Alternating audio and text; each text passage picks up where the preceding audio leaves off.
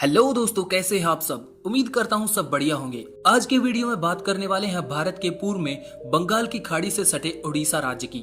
1.5 लाख वर्ग किलोमीटर के क्षेत्रफल के साथ ये राज्य भारत का 8वां सबसे बड़ा राज्य है। इस राज्य की सीमाएं झारखंड, बंगाल, छत्तीसगढ़ और दक्षिण में आंध्र प्रदेश से लगती हैं। ये राज्य बंगाल की खाड़ी में 485 किलोमीटर लंबी कोस्ट लाइन भी रखता है, जो व्यापारिक दृष्टि से इस राज्य के लिए काफी लाभकारी है।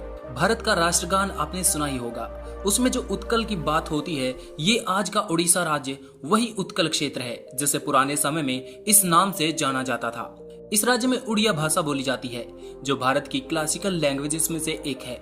चलिए ज्यादा फैक्टिशियन न बनते हुए बात करते हैं इस राज्य के इतिहास के बारे में। इस राज्य की स्थापना भागीरथ वंश के राजा ओड ने अपने नाम के आधार पर की थी। समय के साथ साथ 3री सदी ईसा पूर्व से ओड राज्य महामेघवान वंश, माठर वंश, नल वंश, विग्रह सूर्य वंश जैसे वंशों के अधीन रहा। प्राचीन काल में ओडिशा राज्य का ज्यादातर भाग कलिंग नाम से जाना जाता था। सम्राट अशोक ने 261 ईसा पूर्व कलिंग साम्राज्य पर हमला करके इसे जीता था। इस साम्राज्य का इतिहास बहुत ही पुराना रहा है। इसमें बहुत से शासकों ने राज किया है, लेकिन साल 1593 में ये पूरा राज्य मुगल सल्तनत के अधीन चला गया और बंगाल सूबे का हिस्सा बन गया। अकबर, जहांगीर, शाहजहां सभी ने इस राज्य पर राज किया, लेकिन समय का चक्का चलता गया और 1751 में इस राज्य पर मराठों का शासन हुआ। ऐसे ही अंतिम समय में यूरोपियन व्यापारियों और कंपनियों ने भी इस पर राज किया। सबसे पहले यहाँ पुर्तगालियों ने अपनी फैक्ट्रियां लगाई थी। 1903 में उत्कल यूनियन कॉन्फ्रेंस की स्थापना की गई और ओडिशा को बंगाल से अलग किया गया और उस समय ओडिशा की राजधानी कटक हुआ करती थी, लेकिन 1946 में भुवनेश्वर को ओडिशा की राजधानी बना दिया गया।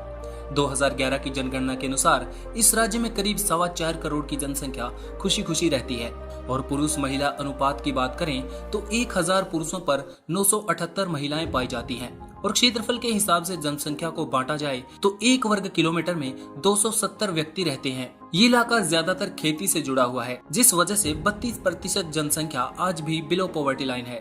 जैसा कि हमने पहले बताया कि ओडिशा के पास एक बड़ी कोस्ट लाइन मौजूद है, जिसका इकोनॉमिकली ओडिशा बहुत फायदा उठाता है और राज्य में काफी ज्यादा मात्रा में माइंस भी मौजूद हैं, जिनमें खरबों डॉलर्स के नेचुरल रिसोर्सेज मौजूद हैं।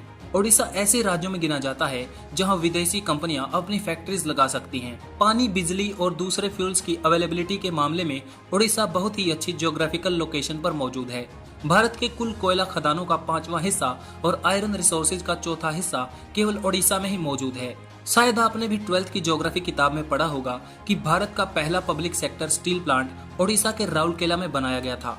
उस समय इसे बनाने में जर्मनी ने हमारी मदद की थी। रिलायंस कंपनी इसी राज्य में वर्ल्ड का सबसे बड़ा पावर प्लांट बना रही है, जिसमें $13 बिलियन की बड़ी रकम इन्वेस्ट की जाएगी। एक सर्वे में पता चला था कि 2009 में भारत की कुल डोमेस्टिक इन्वेस्टमेंट का 13% तो केवल ओडिशा में ही हुआ था, जो उस समय 2 ट्रिलियन रुपीस के आसपास था।